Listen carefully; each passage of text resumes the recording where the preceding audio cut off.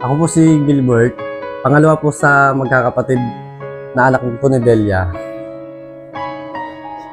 Nung mga bata kami, si nanay, siya yung tipo na madada, na parang mabunganga. Pero si nanay naman, yung tipo na mamaya kakausapin ka na, kunyari, mapapagalitan ka. Siya lagi yung unang kakausap sa'yo. Siya na gumagawa ng paraan para mag-usap kayo. So, si nanay yung tipo na pag yung may nagawa kang kasalanan, oo, magagalit siya. Pero, hindi rin magtatagal, talagang siya nagagawa ng ganung paraan. Si nanay yung parang laging kumukuhan sa amin kung ano yung dapat namin gawing na tama, dumidisiplina, na pag sakaling yung panahon na kasama pa namin tatay namin na pag nasosobra na sa pagdidisiplina tatay namin, siya yung nagtatanggol sa amin na inaawat na si tatay. Kasi alam naman namin na bata, medyo makulit. Siya yung tipo na sa bunganga lang siya matapang. Pero sa pangkwan niya, hindi niya kaya kami makita magkakapatid naman nasasaktan. Pero nanay, pasensya na kayo nanay, hindi ko kayo natulungan. Financial. Hanggang sa huling paghihirap, hindi ako kasama ninyo nung gabi yun. Pero nanay, salamat nanay.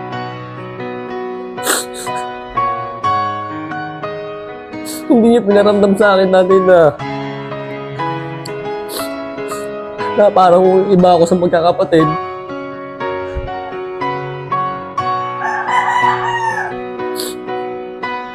Salamat sa pagtanggap sa aming mag-asawa. Sa pagmamahal niyo sa mga anak ko, nanay.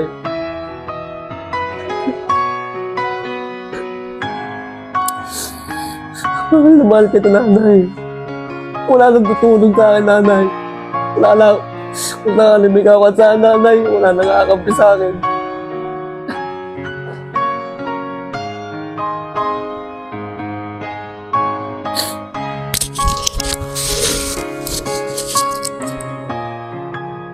Pero kahit gano'n, nanay, yung huling araw mo, nanay, kaya hindi kita matitigan, hindi kita matignan, hindi kita malapitan. Nasasaktan ako, nanay, pag nakikita kitang gano'n. Masakit man tanggapin, nanay. Mas gugustuhin ko pa, nanay, na makita ka nakaganto kaysa yung nakikita ka kitang unti-unting pinapatay ng sakit mo kung gaano ka nahihirapan.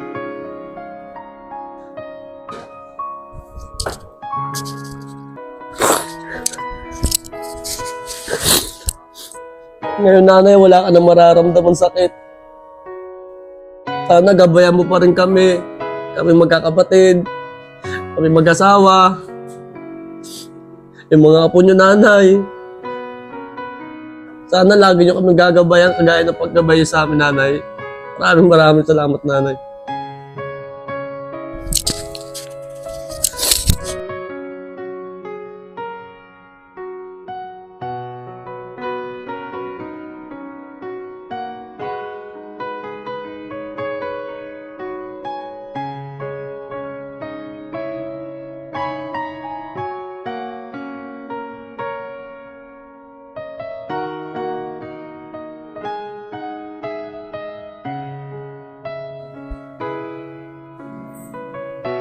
Magandang umaga po. Ako po ang bunsong anak ni Nanay Delia po. Ang ano ko po kay nanay, papasalamat ako. Hindi dahil po sa kanya, wala po kami dito ngayon sa namin. Hindi ko lang makakalimutan po palagi niya sinasabi sa amin. Walang ina na hindi kayang tiisin ng kanyang mga anak. Napatunayan ko po yun nung nag-aaral pa po ako noon. humihingi ako sa kanya ng pera para gamitin lang pang lakwat siya. Nag-aaway pa kami nun. Naaway ko pa si nanay dahil wala siyang maibigay na pera. Galit na galit ako. Pero kinabukasan, kinigising niya ako para pumasok. Sinabi ko sa kanya ayaw kong pumasok dahil wala akong ibabayad sa school. Tapos bigla niyang sasabihin na pumasok ka. Biglang lalabas yung pera niya. Galit na galit pa ako. Hindi ko naiisip ko na kung hindi niya ginawa yung ganun, wala ako dito ngayon. Nagagalit pa ako na parang pinagtataguan ako ng pera pa. Pero sa oras na kung sa mas kailangan ng pera, na ilalabas niya. Naisip ko kung paano kaya kung hindi ganun ang ginawa ni nanay. Nandito kaya ako ngayon sa kinatatayuan ko. Kaya ko talagang napakaswerte namin at siya ang binigay sa aming magulang. Hindi dahil sa ginawa niyang yun, siguro wala kami dito. Kaya nanay, salamat. Salamat. Mahirap mang sabihin na paalam nanay. Mahal na mahal namin kayo.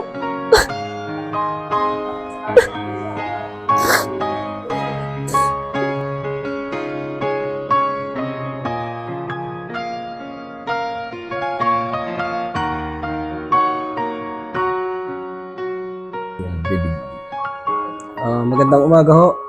Ako nga pala si Gerald po. Ako po yung panganay na anak ni Nanay Delia.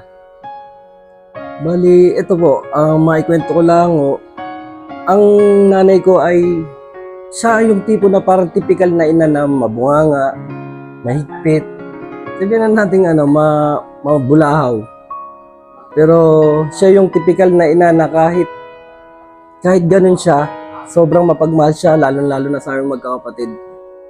Yung ginagawa niya lahat, wag lang mawalang kami, hindi kami makaranas na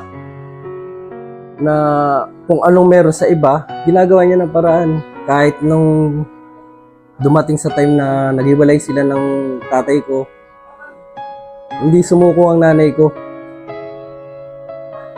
Talagang iginapang niya kami hanggang makatapos kami magkakapatid. Naranasan ko, nakita ko nanay ko na hanggang sa nag-uuling siya, nagbebenta ng uling sa Maynila, sa Bigutan, para pantawid, pambaon man lang namin sa school. Kaya napakalaking sakripisyo ng nanay ko para sa amin.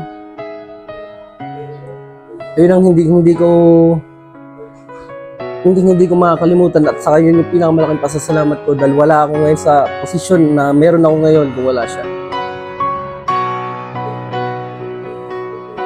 Sa pinakamadilim na bahagi naman ng buhay ko, ako yung dumaan din sa napariwara ang buhay ko, na halos parang isinuka na ako ng lahat ng tao. Pero nung nalaman ng nanay ko yun, umuwi siya sa Maynila.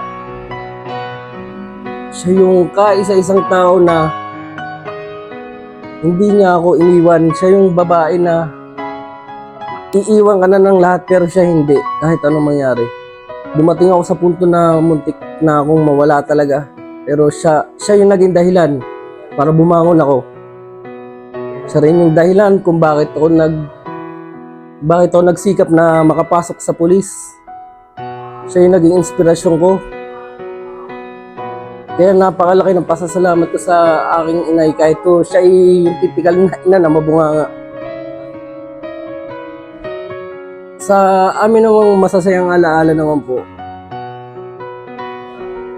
mamimiss ko yung lagi naming yung pag-birthday niya, laging kakain kami sa labas, sisimba namin siya sa paborito niyang simbahan, yung Padre Pio at saka yung sa Tagaytay.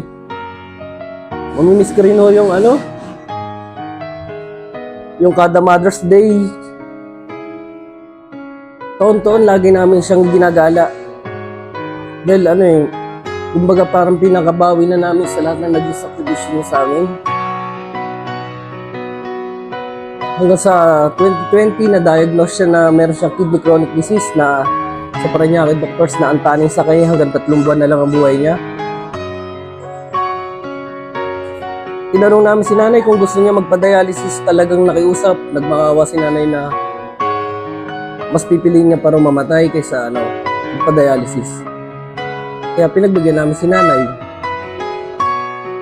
Ginawa namin ang lahat. Inilaban na lang namin siya sa nag-maintenance ng gamot, alaga sa pagkain, jet sa pagkain, ganyan. At awa ng Diyos, umabot siya hanggang 73 years old. Umabot pa siya ng 6 na taon ng pakikipaglaban sa sakit niya. Kung masasabi ko lang, nanay, maraming salamat po sa inyo. Dahil sa inyo, baka ako'y wala na rin. Hindi niyo ako iniwan nung napariwara ang buhay ko. Kayo yung naging inspirasyon ko para ipagpatuloy yung pagpupulis ko na natigil ng napakatagal dahil sa bisyo. Wala na, utang ko sa inyo buhay ko. Kulang yung salitang pasasalamat na sa lahat ng ginawa niyo sakripisyo para sa aming magkakapatid. Nanay, pinapangako ko sa inyo.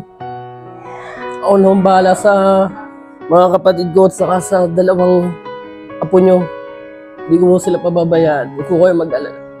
Sa nanay, mahal na mahal namin kayo. Kaming magkakapatid. Nay, basta hindi ako magpapaalam sa inyo dahil sa huli tayo magkakasama-sama rin tayo sa langit. Mahal na mahal namin kayo, nanay. Magpahinga na po kayo. Walang inang matiis ang isang anak. Ika'y dakila at higit ka sa lahat. Ang awit na ito ay alay ko sa'yo. Ang himig at titik ay pag-ibig sa puso ko. Ika'y nag-iisa, ikaw lang sa mundo. Ang may pusong wagas, ganyan ang tulad mo.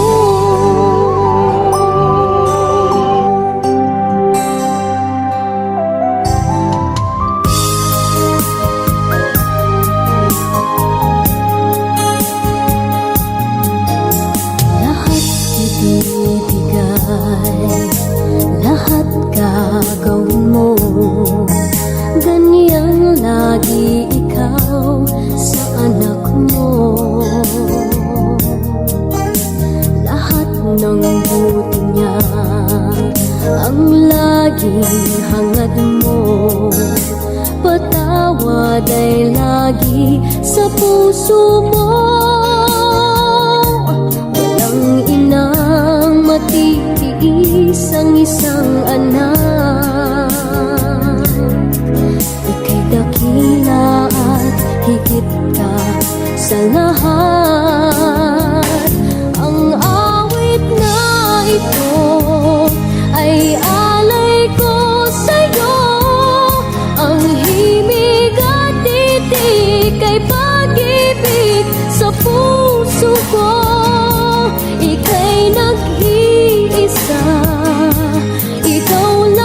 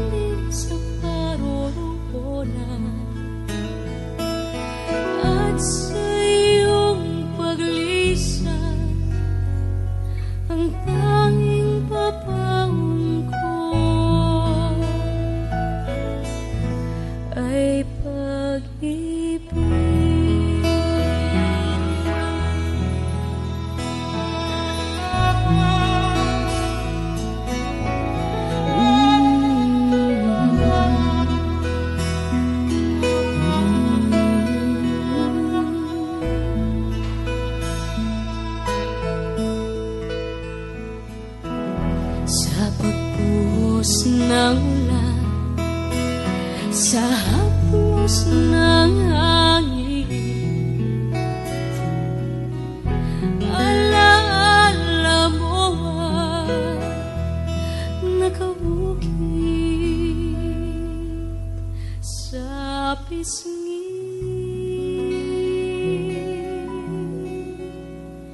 ng langit.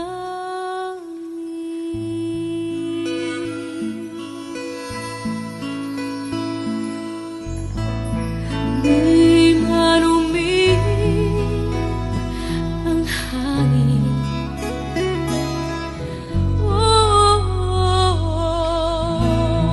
di marumi, ika'y nandito pa rin. Kung ang lahat ay may katapusan, itong paglalakbay ay magkakarating din sa paroroonan. At sa iyong paglisan, ang tanging papaon ko ay pag-ibig.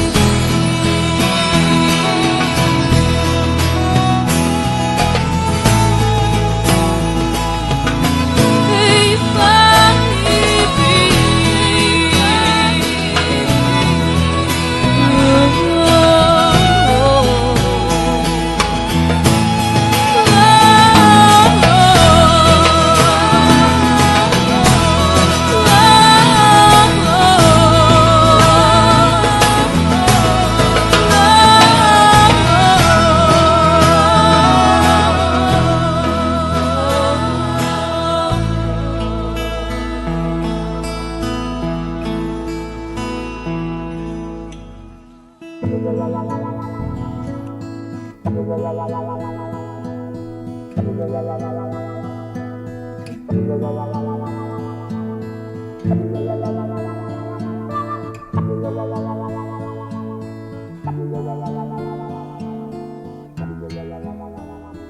If a picture paints 1,000 words, then why can't I paint you? The words will never show the you I've come to know. If a face could launch 1,000 ships, then where am I to go? There's no one home but you. You're all that's left me to. And when my love for life is running dry, you come and pour yourself on me.